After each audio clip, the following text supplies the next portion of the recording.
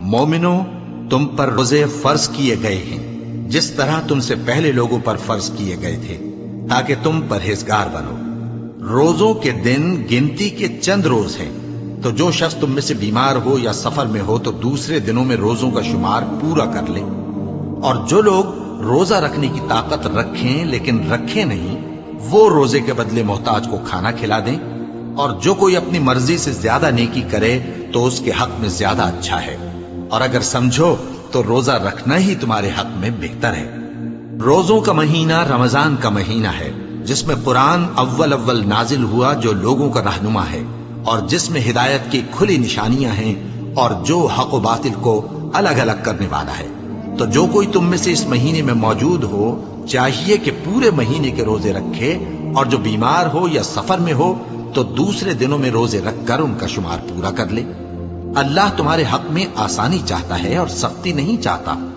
اور یہ آسانی کا حکم اس لیے دیا گیا ہے کہ تم روزوں کا شمار پورا کر لو، اور اس احسان کے بدلے کہ اللہ نے تم کو ہدایت بخشی ہے، تم اس کو بزرگی سے یاد کرو اور اس کا شکر کرو۔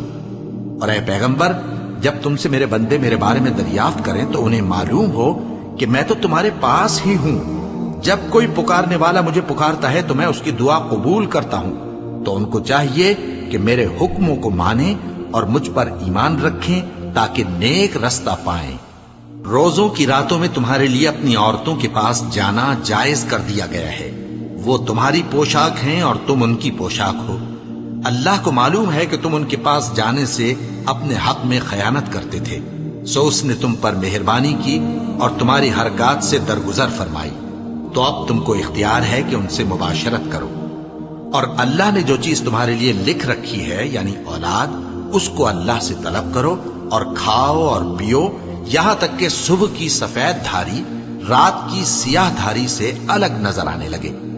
پھر روزہ رکھ کر رات تک پورا کرو، اور جب تم مسجدوں میں اعتکاف بیٹھتے ہو تو ان سے مباشرت نہ کرو۔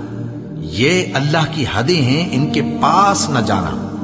اسی طرح اللہ اپنی آیتیں لوگوں کے سمجھانے کے لیے کھول کھول کر بیان فرماتا ہے تاکہ وہ پرہیزگار بنے۔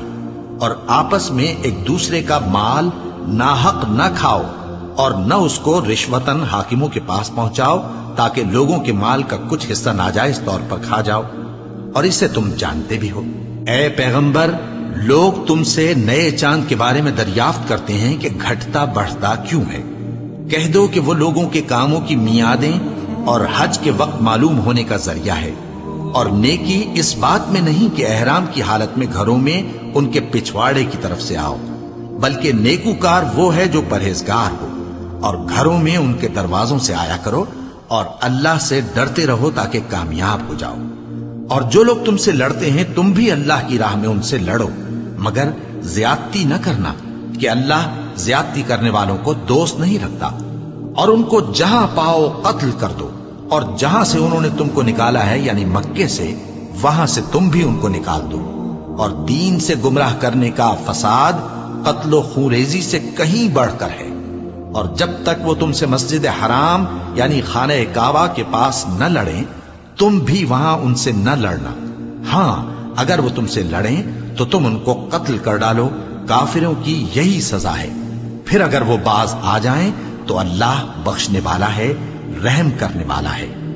اور ان سے اس وقت تک لڑتے رہنا کہ فساد نابود ہو جائے اور ملک میں اللہ ہی کا دین غالب ہو جائے۔ پھر اگر وہ فساد سے باز آ جائیں تو ظالموں کے سوا کسی پر زیادتی نہیں کرنی چاہیے۔